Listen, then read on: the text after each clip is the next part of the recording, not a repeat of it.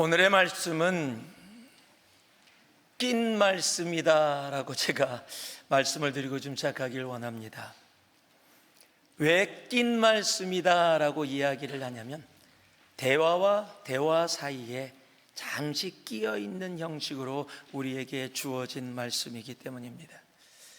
요한복음 4장은 사마리아 여인과의 대화를 통해서 그가 예수를 알게 되어지고 예수를 알게 되어진 그가 마을에 가서 예수를 전함을 통해서 사마리아 땅에 이루어지는 부흥의 역사의 내용을 담고 있습니다. 또 신앙생활을 조금 하신 분들은 요한복음 4장 이야기하면 바로 영과 진리로 예배할지니라 라는 바로 사마리아 여인과의 대화 가운데 나오진 귀한 말씀을 기억합니다. 그런데 그 과정 가운데 예수님과 제자가 함께 얘기 나누는 대화가 사이에 끼어져 있습니다. 그래서 말씀을 읽다 보면 사마리아 여인과의 대화와 그 상황을 통해서 이루어지던 내용이 잠시 멈춰지는 것 같은 형식이 벌어지고 나중에 다시 마을 가운데서 복음의 역사가 일어나는 이야기가 기록되어져 나옵니다. 어떻게 보면 둘이 서로 상관이 없는 것처럼 보여줄 수 있지만 이 둘은 굉장히 긴밀한 관계가 있는 말씀입니다. 왜냐하면 사마리아 땅에 이루어지는 부흥을 통해서 예수님께서 제자들에게 꼭 알게 하시고자 하는 내용을 담고 있는 말씀이 바로 오늘의 말씀이기 때문입니다. 예수님께서 제자들에게 꼭 알게 하기 원하시는 것, 그것이 바로 오늘 말씀의 제목인 사명입니다. 한번 따라해 보실래요? 사명. 이런 단어 들으면 굉장히 묵직하고 무겁게 느껴집니다. 여러분, 그런데 사명은 예수를 믿는 사람이라면 누구나 예수를 믿는 순간 주어지는 것이 바로 사명입니다. 여러분, 사명은 예수 믿고 내가 살아가야 될 삶의 목적, 이유이기 때문에 그렇습니다. 예수님은 사마리아 땅의 부흥을 허락해 주시면서 제자들에게 동시에 예수 그리스도를 따르는 제자로서 살아간다는 사명이 무엇인지를 다시 한번 분명하게 알게 하시는 말씀이 오늘의 말씀입니다. 그런데 주님께서 왜 제자들에게 굳이 이 상황 가운데 사마리아 여인과의 대화 가운데 다시 제자들에게 사명을 확인시켜주는 그 말씀을 해주셨을까요? 그것을 알려면 우리들이 다시 한번 한 구절을 좀 보아야 합니다. 그것이 27절 말씀입니다. 사마리아 여인과의 대화 가운데 제자들의 이야기를 잠시 다루고 있는 것이 27절 한 절의 말씀이기 때문입니다. 요한복음 4장 27절 말씀을 제가 읽어드립니다. 이때 제자들이 돌아와서 예수께서 여자와 말씀하시는 것을 이상히 여겼으나 무엇을 구하시나이까? 어찌하여 그와 말씀하시나이까? 묻는 자가 없더라. 지금 사마리아 여인과 대화를 하고 있는 예수님을 보면서 마을에 갔다가 돌아온 제자들이 이상히 여겼다라고 성경은 이야기하고 있습니다. 그리고 그들의 마음속에 담겨 있었던 이야기를 표현하고 있는데, 무엇을 구하십니까? 주님, 대체 사마리아 여인하고 대화를 통해서 무엇을 찾고 계십니까? 필요한 게 있으면 우리에게 말씀하시지 왜 사마리아 여인에게 얘기해 주십니까? 대체 그와 어떤 말씀을 대체 하고 계시는 겁니까? 이 생각이 다 담겨 있음에도 불구하고 성경은 그들은 예수님께 묻지 않았다라고 기록하고 있습니다. 왜일까요? 예수님을 온전히 신뢰했기 때문에요? 아니요, 신뢰했다면 이러한 생각조차 하지 않았겠지요. 여러분, 오늘 말씀을 보면은 같은 상황에 두 가지의 반응이 나타나고 있습니다. 예수님이 사마리아 여인과 대화를 나누는 그 과정을 통해서 사마리아 여인도 놀랐습니다. 어찌하여 유대인 남자가 나에게 대화를 하십니까? 라고 사마리아 여인도 놀랐고, 지금 그 대화를 하고 있는 모습을 본 제자들도 이상히 여길 정도로 놀랐다라는 사실입니다. 그런데 그 과정 가운데 사마리아 여인은 예수님께 물었습니다. 물었던 사마리아 여인은 예수님을 알지 못했었는데 새롭게 알게 되어졌습니다. 제자들은 묻지 않았습니다. 왜냐하면 제자들은 예수님을 잘 알고 있다고 생각했기 때문에 그 생각 가운데 머물러 있었기 때문입니다. 여러분, 예수님을 따른다고 하면서 자기의 생각 가운데 자기의 세계에 머물게 되어지면 사명이 아니라 욕심을 이루게 되어집니다. 예수님을 몰랐던 사마리아 여인은 이제 예수님을 알게 되어지고 옛 세계에서 나와 새로운 영적인 세계로 나아가게 되어졌습니다. 그런데 예수님을 잘 알고 있다고 생각했던 제자들은 오히려 자신들의 세계에 갇혀서 그 자리에 머물러 있었다라는 이야기입니다. 그래서 주님은 그 제자들을 아시고 그들에게 다시 한번 예수를 따르는 사명이 무엇인지를 분명하고 확실하게 알게 하시는 것입니다. 다시 말씀드립니다. 우리는 예수를 믿는 그 순간 우리에게는 사명이 주어집니다. 각자의 은사와 상황에 따라 다른 모습일지 몰라도 우리에게 주어지는 사명의 중심은 누구에게나 동일합니다. 오늘 이 말씀을 통해 예수를 믿는다고 하는 우리, 예수 그리스도를 따른다고 하는 우리에게 주어진 사명을 다시 한번 확인하고 가슴에 담을 수 있는 시간이 되어지기를 소망합니다. 그래서 내 욕심을 이루는 삶이 아니라 하나님이 나에게 주신 그 사명을 이루어가는 삶, 여러분, 그 삶이 우리 모두의 삶이기를 살아계신 예수 그리스도의 이름으로 축복합니다. 우리 전우자 보시면서 사명을 살아갑시다. 그리고 한번 사명을 살아갑시다. 자, 사명을 살아가기 위해서 사명이 무엇인지 오늘 말씀을 통해서 우리들이 알아갈 수 있을 겁니다. 오늘 31절에서 34절까지의 말씀을 다시 한번 제가 읽어드립니다. 그 사이에 제자들이 청하여 이르되 랍비여 잡수소서. 이르시되 내게는 너희가 알지 못하는 먹을 양식이 있느니라. 제자들이 서로 말하되 누가 잡수실 것을 갖다 드렸는가 하니 예수께서 이르시되 나의 양식은 나를 보내신 이의 뜻을 행하며 그의 일을 온전히 이루는 이것이니라. 자, 사명의 모습입니다. 한번 따라해 주시기 바랍니다. 사명은 나의 일이 아닌 하나님의 일을 이루는 것이다. 여러분, 사명은 나의 일, 사람의 일을 이루는 일이 아니라 하나님의 일을 이루는 것이다 라고 분명히 말씀하고 있습니다. 여러분, 제자들이 먼 길을 가서 예수님이 배가 고프실까 봐 음식을 구해가지고 왔습니다. 사랑하는 스승인 예수님께 드리려고 하는 사랑의 마음으로 가지고 왔습니다.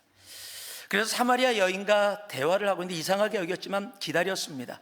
대화를 마치자마자 그 사이에 라고 얘기하고 있죠. 가서 주님, 그런 거 신경 쓰지 마시고 배고프실 텐데 식사하세요. 저희들이 음식 갖고 왔습니다 라고 했더니 그 음식을 받아서 고맙다라고 얘기하셔야 되는데 받지도 않으시면서 나에게는 이미 음식이 있다. 제자들이 놀란 겁니다. 아니, 누가 갖다 드렸지? 사마리아 여인이 갖다 줬나? 어느 사이에 누가 됐지? 무슨 음식을 주셔서 지금 예수님이 양식이 있다라고 얘기하시는 거지? 라고 생각하게 된 겁니다. 여러분, 재밌는 것은요, 우리가 살아가는 예수님을 따르며 믿고 살아가는 사명을 잊거나 알지 못하면 아무리 영적인 말씀이 와도 그 영적인 말씀을 육적으로밖에 이해하지 못하게 된다는 거예요. 여러분, 성경을 쭉 읽다 보면요, 그런 과정들이 한두 번이 아닙니다. 누룩을 이야기해도 누룩이 무슨 뜻인지 알지 못하고 제자들은 언제나 먹고 마시는 것으로 생각하게 되어지는, 하나님의 영적인 말씀이 육적으로밖에 이해되어지지 않는 안타까운 일들이 반복되어질 수밖에 없다는 사실이에요. 여러분, 그래서 사명이 중요합니다. 그렇게 생각하는 제자들에게 주님께서 말씀하시는 거예요. 나의 양식은, 즉 내가 먹고 살아가는 이유, 사명은 하나님의 뜻을 행하며 하나님의 일을 이루는 바로 그것이다. 즉, 양식, 내가 먹고 살아야 될 내 삶의 가장 소중한 것이 무엇이냐, 사명이 무엇이냐, 하나님의 일을 이루는 것이다 라고 제자들에게 그 양식을 통해서 분명하고 확실하게 말씀하고 계시는 겁니다. 왜 주님은 하필 사마리아 여인과의 대화 가운데 제자들에게 다시 한번 사명에 대한 부분을 말씀하고 계시는 걸까요? 앞으로도 계속 반복되지만 여러분, 사명, 즉 하나님의 일을 온전히 이루는 것을 알아가고 살아가는 데는 생각보다 많은 시간이 걸려진다는 사실이에요. 그건 지금 예수님을 따르고 있는 우리들도 마찬가지입니다. 우린 예수님을 믿습니다. 그리고 그래서 나는 사명을 받았고 그 하나님의 일을 하고 있다라고 생각하며 살아갑니다. 그럼에도 불구하고 나는 하나님의 일을 하고 있다고 생각하는데 하나님의 일이 아니라 사람의 일을 하면서 사명이라고 착각하며 살아갈 때가 생각보다 우리의 삶에 많기 때문입니다. 이스라엘 가면 빌립보 가이사라라는 곳이 있습니다. 예전 성경에는 가이사랴 빌립보라고 얘기했는데 새로 나와진 지금 우리가 쓰는 성경은 빌립보 가이사랴라고 이야기를 합니다. 그곳에서 예수님이 제자들에게 물은 아주 유명한 질문이 있습니다. 세상 사람들이 나를 누구라고 하느냐?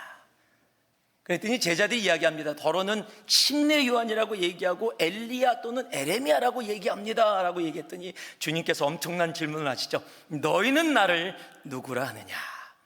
그 질문에 베드로가, 역시 성격 급한 베드로가 먼저 나섭니다. 엄청난 정말 말씀을 하죠. 그게 마태복음 16장 16절에 기록되어 있어요. 시몬 베드로가 대답하여 이르되 주는 그리스도시요 살아계신 하나님의 아들이시니이다. 여러분, 얼마나 기가 막힌 대답이에요. 여러분, 주님도 너무너무 좋아하셨어요. 그래서 그에게 복을 주시면서 이렇게 얘기하십니다. 바로 연결된 17절 18절인데요 예수께서 대답하여 이르시되 바요나 시몬아 내가 복이 있도다. 이를 내게 알게 하니는 혈육이 아니요 하늘에 계신 내 아버지시니라. 또 내가 내게 이르노니 너는 베드로라. 내가 이 반석 위에, 즉 네가 고백한 그 믿음의 고백 위에 내 교회를 세우리니 음부의 권세가 이기지 못하리라. 여러분, 놀라운 믿음의 고백, 그 믿음의 고백 위에 주님께서 이야기해 주신 축복의 말씀, 그 믿음의 고백 위에 음부의 권세가 감히 넘볼 수 없는 하나님의 교회를 세우시겠다. 여러분, 얼마나 놀라워요. 여러분, 그 일을 이루시기 위해서 주님께서 이 땅에 오셨고 십자가의 길을 걸어가고 계시는 거예요. 그래서 그런 고백을 한 베드로와 제자들에게 주님께서 이제 그 하나님의 교회가 세워지기 위해서 내가 십자가에 달려 죽어야 함을 이야기해 주십니다. 여러분, 그랬더니 엄청난 일이 벌어집니다. 주는 그리스도시요 살아계신 하나님의 아들이시니다 고백했던 그 베드로가 동일한 입술 가운데 이렇게 얘기합니다. 16장 22절입니다. 베드로가 예수를 붙들고 항변하여 이르되 주여 그리 마옵소서, 이 일이 결코 주께 미치지 아니하리이다. 한국말로 보면 제대로 안 나옵니다. 그런데 영어나 원어로 보면 베드로가 어떻게 이야기했는지가 표현되어집니다. 여러분, 여기 보면 항변하여라고 번역된 단어가 있어요. 이 단어가 영어로는 뭐라고요? rebuke라고 되어 있습니다. 혼냈다라는 겁니다. 여러분, 이 단어가 원어로 에피티마오라는 단어인데 꾸짖다라는 말입니다. 즉 베드로가 꾸짖었는데 그냥 꾸짖은 것도 아니에요. 영어로 보면 뭐라고 적혀 있냐면요, took him aside, 예수님을 옆으로 데리고 갔다는 거예요. 요즘 말로 하면 조금 이따 옥상 위로 올라오세요, 화장실 뒤에 와요, 좀 얘기 좀 합시다 지금. 그래서 예수님을 데려가서 주님 이건 아니지요. 아니 지금 우리가 모든 걸 버리고 우리 인생을 걸고 주님을 따르고 있는데 주님 그런 부정적인 얘기하면 안 되는 겁니다. 이건 말이 안 되는 거예요. 주님 다시는 그런 얘기하지 마세요. 이러면 나 안 따라다닙니다. 이건 제가 붙인 겁니다. 지금 예수님께 화를 내면서 꾸짖으면서 지금 이야기를 하고 있는 거예요. 여러분, 그랬더니 여러분, 주님께서 지금 베드로에게 뭐라고 말씀하시는지 아십니까? 마태복음 16장 23절입니다. 예수께서 돌이키시며 베드로에게 이르시되 사탄아 내 뒤로 물러가라. 너는 나를 넘어지게 하는 자로다. 네가 하나님의 일을 생각하지 아니하고 사람의 일을 생각하는도다. 지금 하나님의 일을 한다고 예수님께 나와서 이야기하면서 사람의 일을 생각하고 행했더니 주님께서 무엇이라고요? 사탄아, 내 뒤로 물러가라. 주는 그리스도시요 살아계신 하나님의 아들이시니라 고백했던 그 베드로가 지금 사탄에게 이용받고 있다는 거예요. 여러분, 사탄에게 이용받기 원하는 사람이 누가 있습니까? 한번 손 들어보세요. 난 사탄에게 이용받아도 된다. 여러분, 손 들면 큰일 납니다. 여러분, 그런 사람 없어요. 아무도 사탄에게 이용받기 원치 않습니다. 그것은 베드로도 마찬가지입니다. 그런데 지금 사탄에게 이용받고 있습니다. 왜요? 하나님의 일을 생각하지 아니하고 사람의 일을 생각하고 있기에 오히려 예수 그리스도를 뭐하는 자가 됐어요? 넘어지게 하는 자. 여러분, 이것이 하나님의 일과 사람의 일의 big difference라는 거예요. 여러분, 사람의 일은요, 내 생각에 해요. 어떤 일이 벌어지면 주님께서 일 가운데 무엇을 원하시는가, 그것을 찾고 기도하고 정말 구하고 영적인 분들과 함께 의논하고 함께 나누고 구해서 그 뜻을 찾고 하나님의 뜻을 찾기 위해서 노력하기보다는 내 생각에, 내가 보기에는 나 주님과 다니면서 이전과 많이 경험했어, 나 칭찬도 많이 들었어, 나 기적에도 참여해봤어, 그러니까 나도 충분히 생각하고 결정할 수 있어. 내 생각에. 여러분, 내 생각에라고 뜨는 그 순간부터 무슨 일이 벌어졌어요? 하나님의 일이 아니라 사람의 일이 되어졌고 사탄에게 이용받으며 예수 그리스도를 넘어지게 하는 자리에 서는 자가 되어졌다라는 사실입니다. 이것이 사람의 일의 결과라는 거예요. 여러분, 신앙생활을 하면서 정말 하나님의 뜻을 찾기 위해서 기도하고 말씀 보고 나누고 묵상하고 회개하고 나아가는 일, 여러분, 그 일 가운데 우리의 마음과 뜻과 정성이 담겨 있어야 돼요. 내 생각에는, 내가 보기에는, 여러분, 그 순간 우리는 하나님의 일이 아니라 사람의 일, 사명이 아니라 내 욕심을 이루는 자리에 나아가게 된다는 사실입니다. 베드로뿐만이 아니에요. 여러분, 다른 제자도 다 마찬가지였습니다. 그 놀라운 이야기를 듣고 가버나움으로 돌아오면서 여러분, 제자들이 무슨 얘기를 했는지 아세요? 주님께서 아시고 제자들에게 묻습니다. 그것이 마가복음 9장 33절에 34절에 기록되어 있어요. 가버나움에 이르러 집에 계실 때 제자들에게 물으시되 너희가 길에서 서로 토론한 것이 무엇이냐 하시되 그들이 잠잠하니. 왜 조용했어요? 이는 길에서 서로 누가 크냐 쟁론하였습니다. 그런 놀라운 정말 베드로의 믿음의 고백 가운데 교회에 대한 이야기를 듣고 주님의 십자가의 죽으심에 대한 모습을 다 듣고 깨닫고 왔으면서도 돌아오면서 무슨 얘기를 했어요? 하나님의 나라가 이루어지면 누가 크냐? 야, 내가 너보다는 높은 자리에 있을 거야.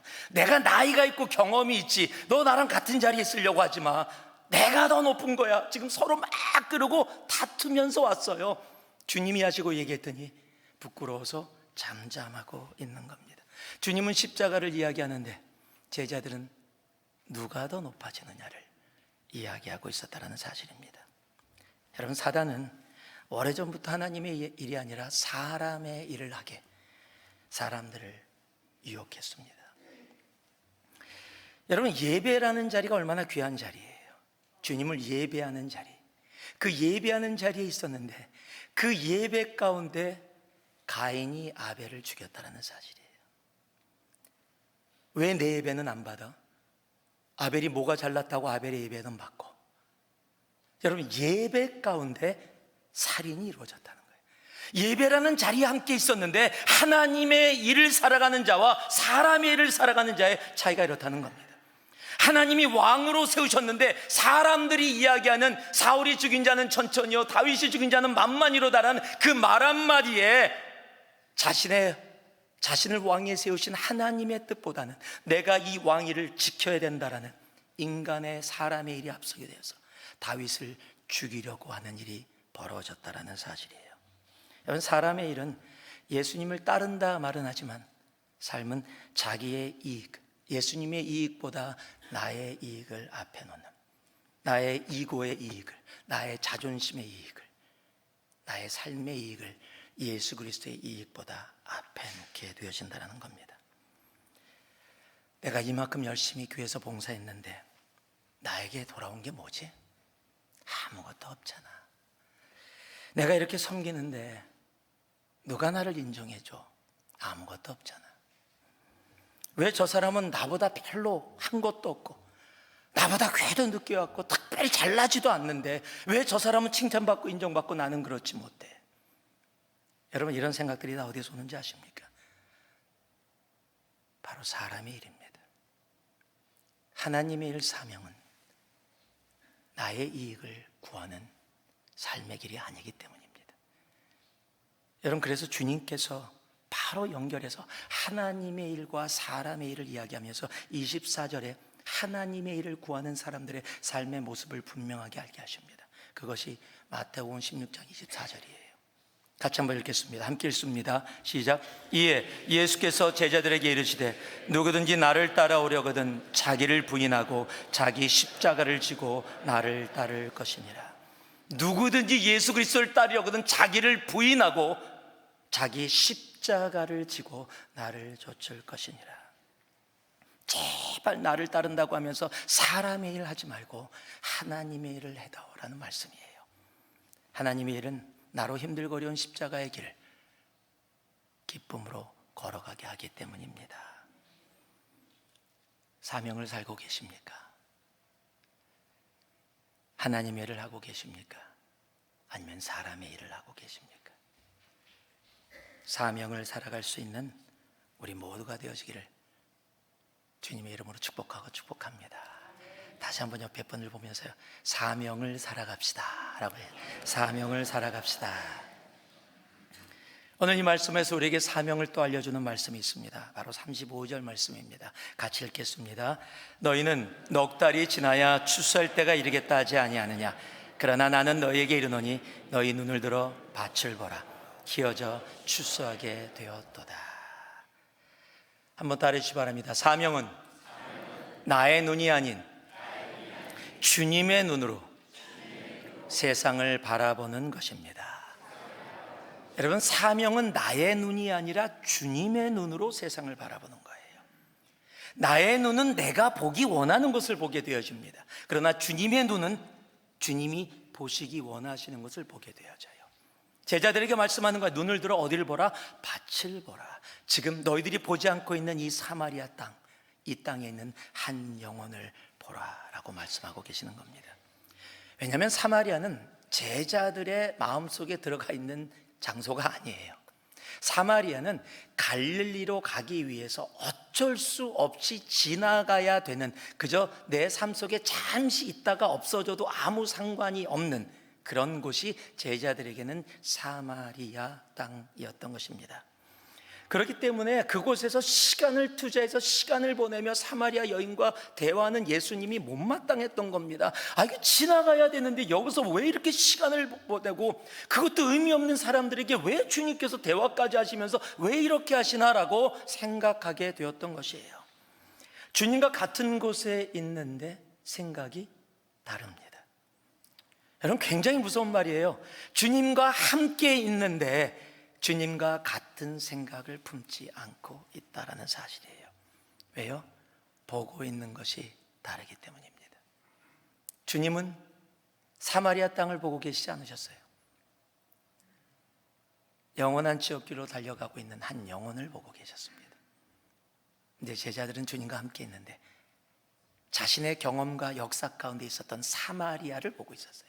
이 의미 없는 땅, 사람으로 취급하지 않는 땅, 지나가고도 싶지 않은 것, 조금만 시비 붙으면 주님 명령해서 번개를 내려서 다 그냥 죽여버릴까요? 라고 이야기 되어질 수 있는, 자신의 삶에 아무 의미 없는, 오히려 없으면 도움이 되어지는 바로 그 자신의 경험과 그 나라의 역사를 통해서 바라보고 있었던 바로 사마리아 땅을 그 제자들은 보고 있었기 때문입니다. 제가 일본 선교사로 나가려고 할 때 거짓말 하나 안 붙이고 처음에 축복해 준 사람이 한 명도 없었어요.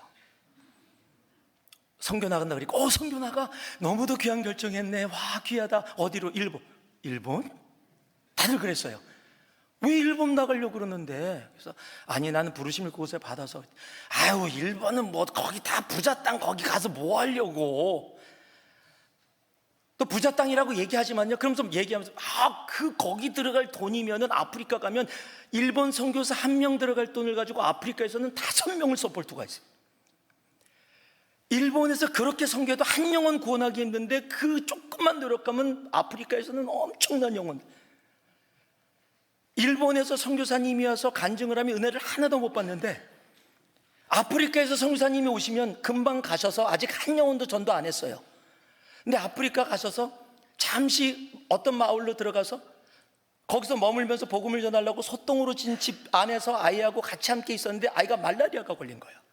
그래서 막 열이 나서 아직 복음 하나도 전하지 않았는데 말라리아 걸려서 막 열이 펄펄 끓으니까 약도 없고, 그래서 성사님 아이를 안고 막 그 광야를 뛰면서 주님 우리 아이 살려주세요 라고 막 하는데 모든 사람이 다 은혜 받았어. 와, 그 고생해서 그 말라리아에서 그렇게 고생하면서 막 복음을 아직 복음 안 전했어요. 그냥 거기 가서 아팠어. 근데 은혜 다 받았어요 벌써. 근데 일본 가서 선교하고 막 복음 전하고 했는데 한 영혼도 예수 안 믿고 전할 게 없어요. 선교 보고 쓸 게 없어요. 3년째입니다. 아직 한 명도 침례를 주지 못했습니다. 여러분, 그런 보고가 무슨 의미가 있겠어요? 그런데 왜 가냐? 더구나 한국 사람에게는요, 역사적으로 그렇잖아요. 독도 얘기만 나오면 괜히 열이 나. 왜 그런 말도 안 되는 그냥 어거지를 막 그냥 우거진지 어거진지 하고 있는지. 아니, 그리고 젊은 여자들 자기네가 끌고 가서 못수질 해놓고서 안 했다라고 시침이 툭 떼고 그냥 우리는 그런 적 없다, 그들이 자발적으로 했다, 말도 안 되는 소리를. 여러분, 그런 곳에 왜 굳이 가냐? 여러분 기억나실지 모르겠어요. 제가 일본에 가자마자, 그때가 2005년이었는데 일본에 도쿄에 엄청난 태풍이 왔어요. 허리케인이 왔습니다. 태풍이 와서, 허리케인이 태풍이 와서, 그때 태풍이 일본을 많이 지나가는데 도쿄 중심부를 지나가는 굉장히 숫자가 높은 태풍이었어요. 뉴스가 막 났습니다. 저도 일본에 가서 처음으로 경험하는 태풍, 좀 어떨까 태풍이 라고 생각하고 있어서 뉴스를 봐서 어느 정도인가 하고 한국 뉴스를 들어가서 봤는데 신문에 기사가 났고 첫 번째 댓글, 제가 몇 번 말씀드렸지만 평생 잊지 못하는 댓글입니다. 어떤 한국 사람이 이렇게 신문 기사 밑에 이렇게 썼더라고요. 도쿄 태풍 도쿄 중심부를 강타한다, 이렇게 하고 이제 해서 댓글 첫 번째 댓글이, 태풍아 네가 가지고 있는 모든 힘을 다 발휘해다오. 여러분, 이것이 한국 사람이 일본 사람을 향해서 가지고 있는, 그분이 일제시대에 살았는지 안 살았는지 모르겠지만은 일본을 향해 갖고 있는 그런 마음. 무엇으로 보고 있어요? 내가 살아온 역사로 바라보고 있어요. 내 생각으로, 내 경험으로, 내 역사로 일본이라는 땅을 바라보고 있어요. 근데 우리 주님은요, 그렇게 안 바라보십니다. 우리 주님은 한 영혼으로 바라보십니다. 일본 사람이냐 중국 사람이냐 어느 나라 사람이냐로 보지 않으십니다. 예수를 알지 못해 세상에서 죽음의 길을 걸어가고 있는 불쌍한 하나님의 사람. 그래서 그를 위해 내가 너를 보낸다라고 이야기하는, 주님의 눈은 죽어가는 한 영혼을 바라보고 있는데 우리는 내 생각으로, 내 가치로, 세상의 이성으로, 돈으로 세상을 바라보면서 이런 거잖아 라고 이야기하는, 여러분, 제자들이 지금요 자신의 눈으로 사마리아를 바라보니까 못마땅한 겁니다. 그런데 사명은 뭐예요? 나의 눈, 나의 경험, 나의 세상, 세계의 세상으로 바라보는 것이 아니라 바로 예수 그리스도의 눈으로 한 영혼을 함께 바라보는 것, 그것이 사명입니다. 여러분, 사명을 살아가는 우리가 되어주기를 소망합니다. 여러분, 교회를 섬기면서 여러분은 교회를 어떤 눈으로 바라보고 계십니까? 여러분, 혹시 내 눈으로 바라보면서 살아가고 있지는 않으십니까? 그러면 하나님의 일이 아닙니다. 내가 교회를 아무리 열심히 하고 주님의 일을 한다고 이야기한다 할지라도 그것은 하나님의 일이 아닙니다. 그것은 사람의 일이 되어지는 겁니다. 주님의 눈으로 주님이 바라보시는 그 한 영혼을 함께 바라볼 수 있는 우리가 되어지길 주님의 이름으로 축복합니다. 그런 마음으로 옆에 분들에게 사명을 삽시다. 사명을 삽시다. 마지막으로요, 36절에서 38절 말씀 우리 같이 한번 읽어볼까요? 함께 읽습니다.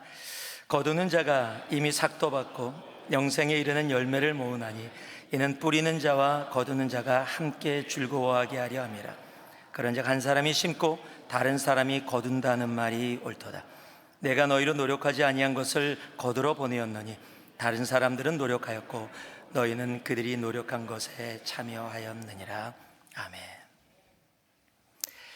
한번 따라해 주시기 바랍니다. 사명은 혼자가 아니라 함께 이루는 것입니다. 여러분, 사명은 혼자 이루는 것이 아니라 하나님이 우리에게 주신 사명은 함께 이루도록 주신 사명이라는 사실이에요. 그래서 하나님이 주신 사명을 혼자 이루어 나갈 수 있는 사람은 세상에 아무도 없습니다. 지금 오늘 말씀 이것을 우리에게 분명히 말씀해 주시는데요, 복음을 뿌리는 자가 있고 거두는 자가 있다라고 이야기합니다. 분명히 각자 맡은 은사로 그 모습들이 다르다라는 것을 이야기하고 있습니다. 근데 우리는 보통 이렇게 얘기하죠. 내가 시작한 모든 것을 제가 일본 말로 일부러 사용합니다. 쇼부 보려고 합니다. 내가 시작했기 때문에 내가 해보겠다라는 겁니다. 그렇게 하다 보면 문제가 생깁니다. 내 거가 돼버려요. 내가 시작했고 내가 노력했으니까 나도 모르는 사이에 내 거가 돼서 다른 사람이 뭐라고 참겨나가는 얘기하면 건들지 마, 이건 내 거야, 내가 여기에 무엇을 했다고 그 말을 걸어? 하지 마, 내가 시작했고 내가 노력했고 내가 지금까지 갖고 온 거야, 그러니까 내 거야 라고 생각을 하게 되어진다는 것입니다. 다른 사람들이 그 일에 참견하면 내가 침범당했다고, 공격당했다고 생각하기도 합니다. 이런 사명은 혼자 이루어가는 것이 아닙니다. 사명은 함께입니다. 여러분, 이 함께라는 단어, 그러면 모든 사람이 동일하게, 아니요, 함께라는 단어가 똑같다라는 단어는 아니라는 사실을 우리가 알아야 합니다. 그 함께를 굉장히 잘 표현해 준 말씀이 로마서 12장에 기록되어져 있습니다. 3절에서 9절인데요 제가 읽어드리겠습니다. 내게 주신 은혜로 말미암아 너희 각 사람에게 말하노니 마땅히 생각할 그 이상의 생각을 품지 말고 오직 하나님께서 각 사람에게 나누어 주신 믿음의 분량대로 지혜롭게 생각하라. 우리가 한 몸에 많은 지체를 가졌으나 모든 지체가 같은 기능을 가진 것이 아니니 이와 같이 우리 많은 사람이 그리스도 안에서 한 몸이 되어 서로 지체가 되었느니라. 예수 그리스도의 몸된 교회가 주님의 사명을 위해 함께 걸어가는데 그 안에 많은 지체들이 있고 그 지체의 기능, 은사들이 전부 다 다르다라고 이야기해요. 우리가 주신 은혜대로 받은 은사가 각각 다르니 혹 예언이면 믿음의 본수대로, 혹 섬기는 일이면 섬기는 일로, 혹 가르치는 자면 가르치는 일로, 혹 위로하는 자면 위로하는 일로, 구제하는 자는 성실함으로, 다스리는 자는 부지런함으로, 긍휼을 베푸는 자는 즐거움으로 할 것이니라. 사랑에는 거짓이 없나니 악을 미워하고 선 하나님께 속하라 라고 이야기하는 겁니다. 우리가 같은 길 함께 사명을 감당하지만 그 감당하는 그 가운데 같은 길 같은 방향을 향해 나아가되 맡겨진 은사들, 사역들은 다를 수 있음을 이야기합니다. 믿음의 분량대로 그것을 생각하고 각자 맡은 곳에서 자기의 은사대로 살아갈 때 하나님은 교회 한 지체된 우리를 통해서 하나님의 사명을 이루게 하시는 겁니다. 축구 경기하고 어쩌면 비슷하다고 이야기할 수 있을 겁니다. 여러분, 축구 경기 팀이 나오면 이기기 위해서 서로 골을 넣기 위해 최선을 다합니다. 그런데 맡은 부분은 다 달라요. 감독이 있고요, 코치가 있고요, 공격수가 있고요, 또 공을 배급하는 미드필더가 있고요, 수비가 있고요, 또 공을 손으로 만들 수 있는 딱 한 사람만 골키퍼가 있습니다. 여러분, 이들이 다 다른 기능을 가지고 움직여지지만 하나의 목적, 골을 넣어서 이기는 하나의 목적을 향해 달려갑니다. 여러분, 그 가운데 가장 흥분되어지는 게 뭐예요? 그냥 혼자만 하는 게 아니라 혼자만 공을 몰고 가거나 혼자만 농구할 때도 그러거든요. 혼자만 하는 사람들을 우리는 핫도그라고 불러요. 그냥 혼자만 하려고 그래 그냥. 그런데 서로 패스를 통해서 공을 막 수비를 뚫고 패스를 통해서 가져가다가 공을 패스를 딱 했는데 아무도 없어. 거기 사람이. 너 공을 거기다 왜 패스했어? 그런데 어느 순간에 어디서 사람이 나타나서 그 공을 차서 골링을 넣습니다. 보는 사람은 와, 저거 어떻게 저렇게. 여러분, 서로 마음이 합쳐져야 그게 가능한 거거든요. 여러분, 그럴 때 골링을 넣은 사람이나 패스를 해준 사람이나 심지어는 거기에 참여 안 한 것처럼 느껴지는 골키퍼까지, 경기장에 들어오지 않고 밖에서 서 있는 코치하고 감독과 후보 선수들까지 함께 일어나서 기뻐하며 나아갑니다. 왜? 사명을 함께 일어나가고 있기 때문이에요. 여러분, 사명은 각자의 은사가 다릅니다. 그 은사 안에서 하나님께서 섬기게 하셨고요. 그런데 그 사명은 혼자 일어나가는 것이 아니라 교회라는 한 몸 된 우리가 그 하나님의 사명을 함께 이루어 나가게 하셨다는 사실입니다. 사명은 혼자가 아닙니다. 그래서 사명은 함께입니다. 사명을 살고 계십니까? 자, 옆에 분을 보면서 눈을 똑바로 보시면서 사명을 살고 계십니까?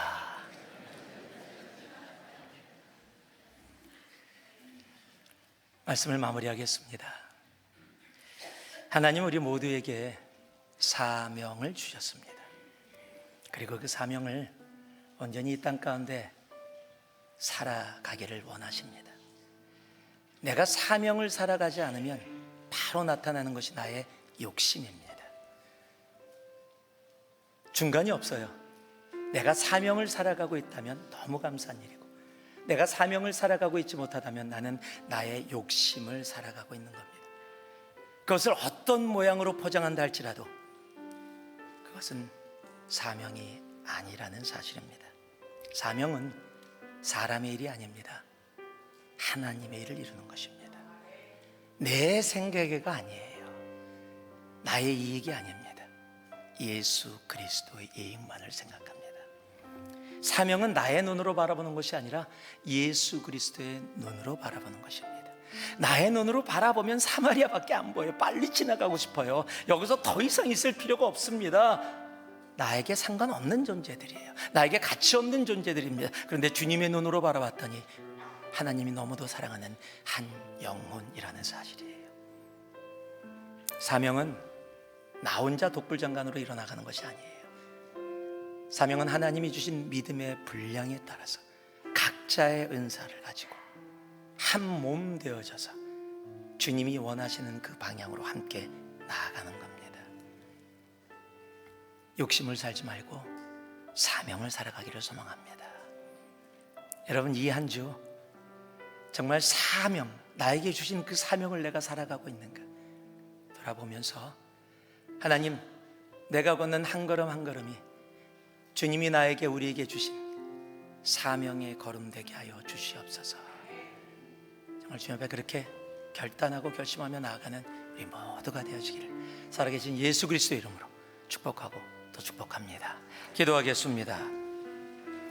이 시간 우리 잠시 함께 기도할 때요, 한 30초만 우리가 주님 앞에 결단으로 기도하며 나아가길 원합니다. 하나님, 나의 욕심을 이루는 나의 삶 되지 말게 하시고 주님의 사명을 살아가는 나의 삶 되게 하여 주시옵소서. 우리가 한 목소리로 함께 기도하며 나아가겠습니다. 기도합니다. 사랑의 아버지 하나님, 주님의 사명을 살아가는 우리의 삶 되기를 소망합니다. 주님을 믿는다 하면서, 주님을 따른다 하면서 나의 욕심, 나의 것을 이루는 삶으로 살아가는 어리석은 자 되지 말게 하시고 주님의 뜻, 하나님의 일을 이루어 나가는 사명을 살아가는 하나님, 우리 온전히 되게 하여 주시옵소서. 사랑의 아버지 하나님, 나의 욕심을 이루는 삶이 아닌 하나님의 사명을 살아가는 삶 되게 하여 주시옵소서. 이 한 주 사명으로 그 걸음 걸어가게 하옵소서. 예수님 이름으로 기도 올리옵나이다. 아멘.